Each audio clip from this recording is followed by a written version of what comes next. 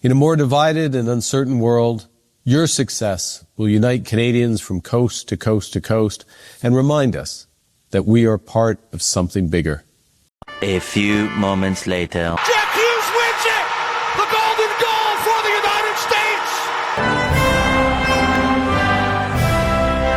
All right, so let's talk about the Winter Olympics really quick, because to put it shortly, we just witnessed the Miracle on Ice 2.0. America defeated the communists again, and for the first time since 1980, the U.S. men's hockey team has won the gold medal at the Winter Olympics, and quite fittingly did so by defeating the People's Republic of Canada in the finals. So, the first time around, we took down the Soviet Union. This time we beat their diverse gay cousin, but same situation, okay? A pretty glorious and patriotic moment, to say the least. And the reason I'm obviously politicizing this is because we know the entire thing from the beginning, the whole US versus Canada hockey thing, has been political. Dating back to last year when you had Canadian audiences booing our national anthem in some type of protest against Donald Trump. And then instead of just ignoring it, Canada's political class, including Justin Trudeau and now current Prime Minister Mark Carney,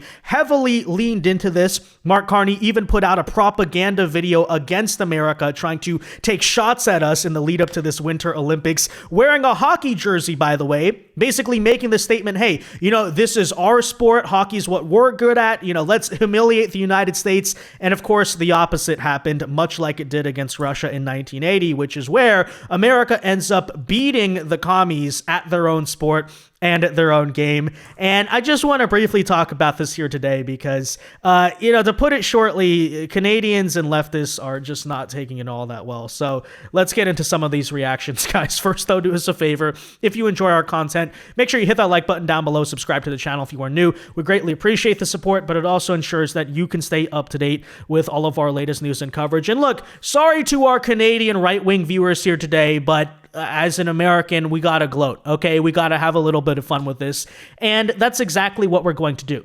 So it's worth noting, first of all, it is not just a matter of men's hockey beating Canada. To be inclusive, let's also mention that the female hockey team, also the United States, right, won the gold medal there and also beat Canada in the process. So you could claim this as basically being a clean sweep. And right after leftists went around celebrating all of these displays of anti-patriotism at the Olympics, it was heavily noted just a couple of days ago that instead of putting on some type of stupid political statement, the U.S. women's hockey team decided to just, stand in unison and celebrate their national anthem as they won. Yeah. And of course, it would be only days later that U.S. men's hockey would do the same, scoring the golden goal in a wild overtime to likewise win the gold medal over Team Canada.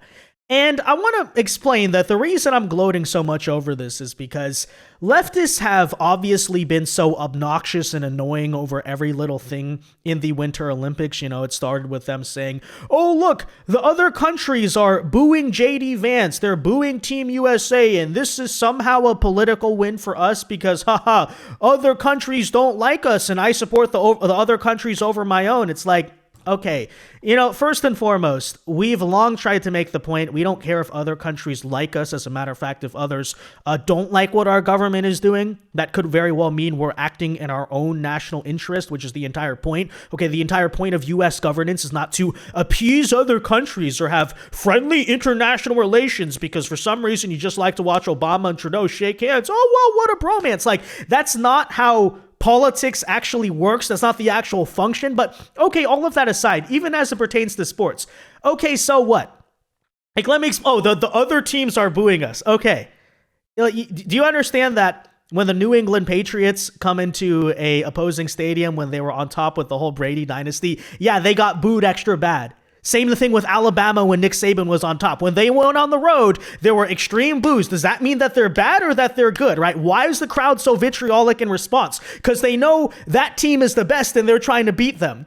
So what point are you, for instance, leftists trying to make with these stupid posts about how, the U.S. is going to get booed every time in every sport at the Olympics this year? I guarantee it. Yeah, it turns out the losers often do boo the loudest. Yeah.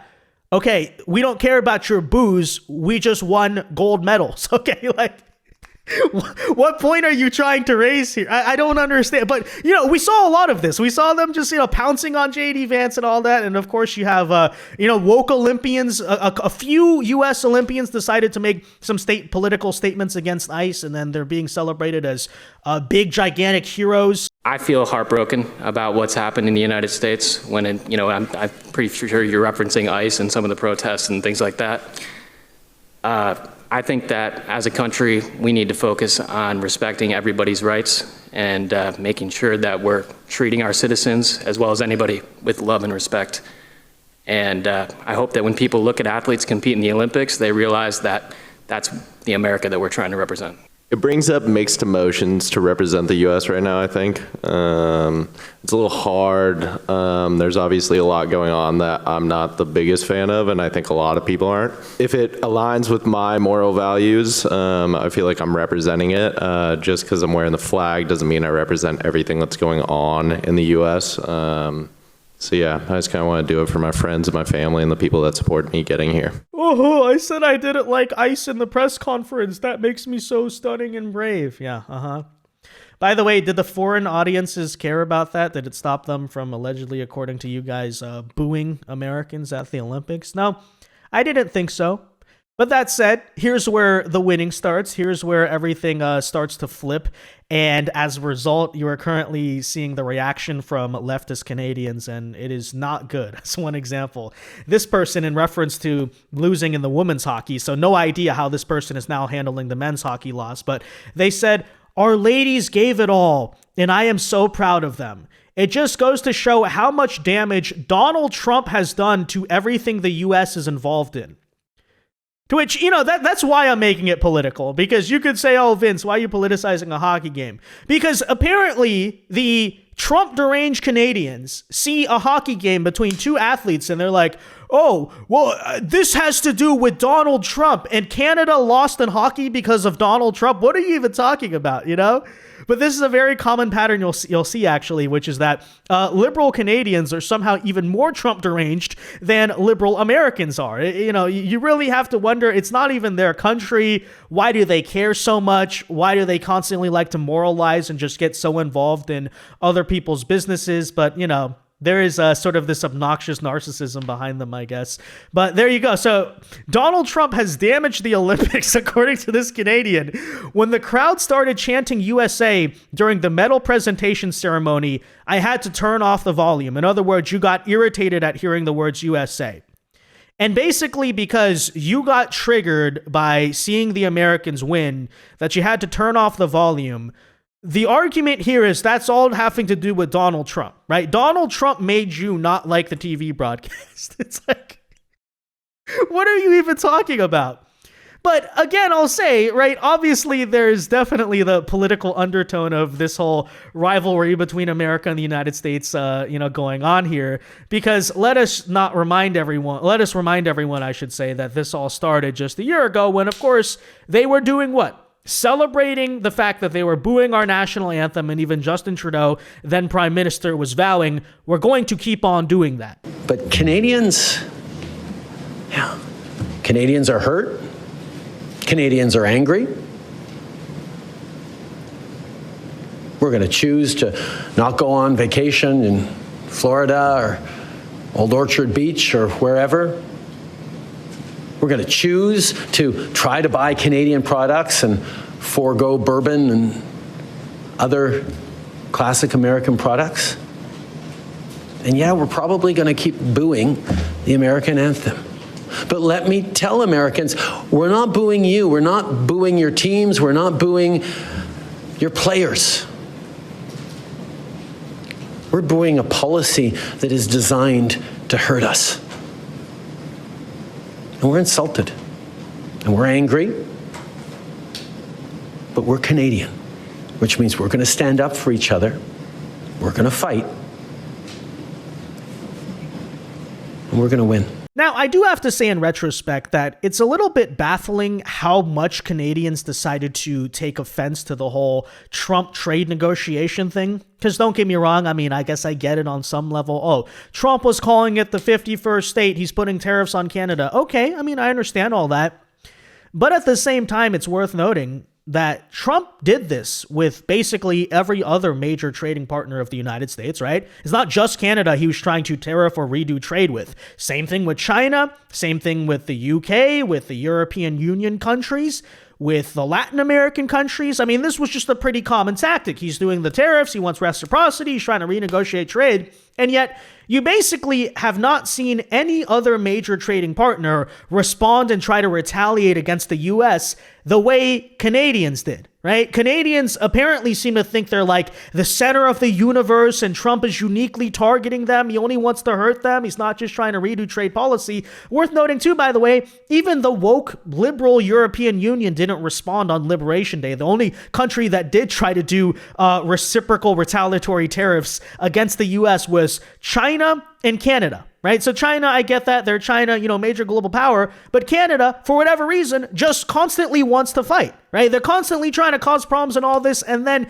we cannot forget the reason we're tying this all to hockey is because of the fact that Mark Carney, Justin Trudeau, and all of the Canadian leadership did seem to see hockey tournaments against the United States as their form of political protest, of course, with even Mark Carney running his election campaign on the famous slogan, elbows up. Anyone remember elbows up, right? Which is obviously a hockey reference, as a reference against Donald Trump. Let's go.